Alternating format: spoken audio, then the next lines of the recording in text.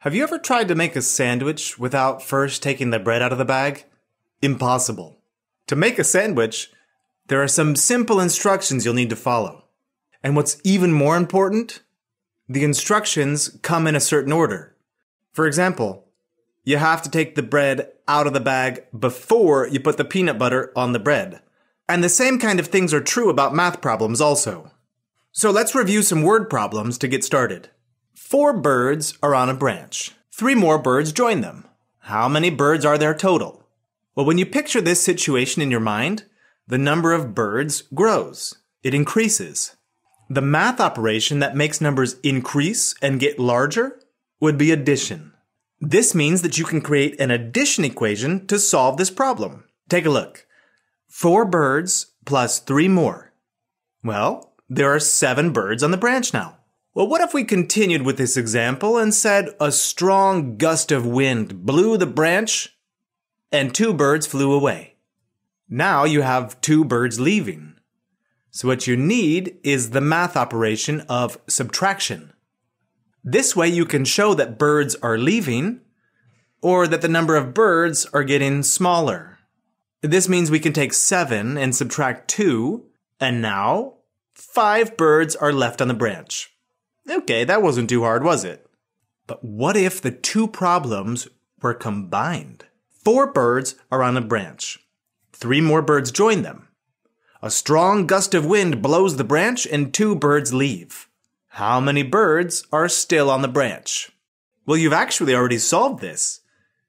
You used addition and subtraction. This is called a 2-step problem. A 2-step problem has 2 small problems combined into one. Let's go over the different steps to solve 2-step problems. First and foremost, we want to read the entire problem. Sometimes problems can be a bit long, so we want to take our time and we want to read the whole thing. Next, we want to think about what the problem is asking. It may help to visualize or even make a drawing of what the problem is asking. We can underline the question or key words if that helps us. And finally, we create an equation to solve it. Let's use these steps to solve an example problem. Here it comes. Okay, first we read the problem. You have 8 pencils. You just bought 3 more boxes of pencils, and each box has 12 pencils in it. How many pencils do you have now? Second, let's visualize. Picture this. You have 8 pencils. You just bought 3 boxes. Now, buying indicates addition, so we're going to be adding more pencils. We know that each box has 12 pencils. This sounds like equal groups. 3 groups of 12. Right. That is multiplication. 3 multiplied by 12. Now it looks like you have the equation to solve. 8 plus the product of 3 times 12. Let's start with the new pencils you just bought. 3 times 12 is 36. So you bought 36 new pencils. Okay, 8 plus 36 is 44. So you now have 44 pencils altogether. And you are well supplied to do even more math practice. So sharpen one of those new pencils, because here comes another problem. There are 15 eggs in the refrigerator. You use 3 of them to make scrambled eggs for breakfast. And a cookie recipe requires 4 eggs per batch.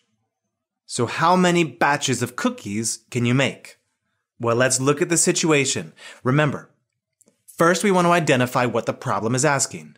There are eggs, but you ate some, and that would indicate subtraction since they were taken away. 15, we subtract 3, that's 12. Next, you want to use some eggs for your batches of cookies. We know that each batch has 4 eggs in it, so we group them by 4. Okay, putting objects into groups is division. And when we put them into groups of 4, there are 3 groups, because 12 divided by 4 is 3. So you can make 3 batches of cookies. Let's try another problem.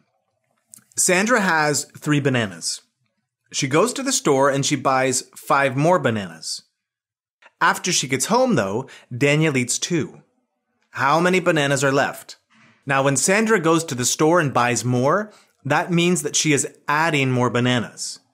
And this means you want to start by adding 3 and 5. 3 plus 5 equals 8. Next, Daniel eats some bananas. This means that you'll need to use subtraction. 8 minus 2 is 6. So there's 6 bananas left. Woo! I think you deserve a banana split to celebrate. Now let's go over all that you learned today. 2-step problems are like 2 small problems combined into one. In order to solve, we need to first read the whole problem very carefully. And then second, we need to understand what is being asked and to visualize it. And finally, we create an equation to solve it. Great work with problem solving. You are becoming a math master.